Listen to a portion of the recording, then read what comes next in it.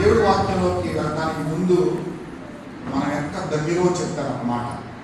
నిన్న తమిళనాడు రాష్ట్రంలో మదురైలోనో కొడంబాకంలోనో ఒక డాక్టరు హాస్పిటల్కి వెళ్ళి రౌండ్స్ వేయటం అంటే పేషెంట్స్ని చూడటానికి వెళ్ళి అక్కడే గుండెపోటు చచ్చిపోయినాడు. ఆయన చచ్చిపోయిన డాక్టర్ ఎవరో తెలుసా? గుండె డాక్టర్. సాధారణంగా మనం ఏమనుకుంటామంటే గుండె డాక్టర్ గుండెకు సంబంధించి చాలా జాగ్రత్తలు తీసుకుంటాడు, ఏం తినకూడదు ఏం తినాలో తెలిసి ఉంటుంది అనుకుంటాం. అయినా సరే అతని గుండెపోటుకు లోని ప్రాణాలు పోగొట్టుకున్నాడు. అతని వయసు ఎంతో కాదు, 35 సంవత్సరాల లోపే. ఏది అయినా దేవుడు మనల్ని సజీవులుగా కాపాడాడు. దేవునికి మహిమ కలుగును కాక. మనం ఎంతో కృతజ్ఞత కలిగి ఉండాలి. ఒక మనిషిని కోల్పోవటం అంటే కుటుంబానికి ఎంతో బాధ, ఎంతో దుఃఖం. మనతో ఉంటూ మనలో ఒకటిగా ఉంటూ ఉన్న ఒక మనిషిని పోగొట్టుకుంటే ఆ బాధని ఎవరు కూడా తీర్చలేరు. కానీ దేవుడు మనకు సజీవుగా ఉంచాడు కాబట్టి మనం దేవునికి కృతజ్ఞత కలిగి ఉండాలి.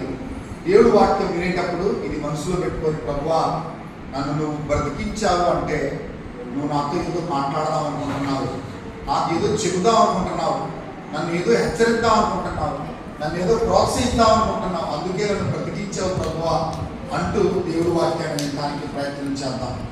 రండి. 48 వచనాలు, 4 అధ్యాయాలున్న ఒక పుస్తకాన్ని గురించి మనం ధ్యానం చేస్తూ అందులో ఉన్న ఒక వ్యక్తి జీవితంలో నుండి 7 మాటలు నేర్చుకోవడానికి ప్రయత్నం చేద్దాం. 48 వచనాలు, 4 అధ్యాయాలున్న పుస్తకం యోనా గ్రంథం. యోనా అనే మాటకి పావురము లేకపోతే గువ్వ అని అర్థం. పాత నిబంధనలో బైబిల్లో ఉన్న ప్రవక్తలందరూ ఒక ఎత్తు అయితే యోనా గారిది ఇంకొక రకమైన పరిచర్య.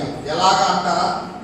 ఇశ్రాయేలు దేశంలో ఉన్న ప్రవక్తలందరూ కూడా వారి సొంత దేశంలో పరిచర్య చేశారు. కానీ యోనా మాత్రమే బయట దేశానికి వెళ్ళి వాక్యం ప్రకటించాడు. నినేవే పట్టణానికి వెళ్ళి అషూరు సామ్రాజ్యానికి వెళ్ళి దేవుడి వాక్యం చెప్పమని దేవుడు యోనాకు చెప్తే యోనా దేవుడి మాట విని నినేవే పట్టణానికి వెళ్ళాడు. బయట దేశానికి మిషనరీగా వెళ్ళిన మొదటి పాత నిబంధన ప్రవక్త యోనా. యోనా అనే మాటకి పావురము లేకపోతే గువ్వ అని అర్థం. మీరు చక్కగా యోనా గ్రంథాన్ని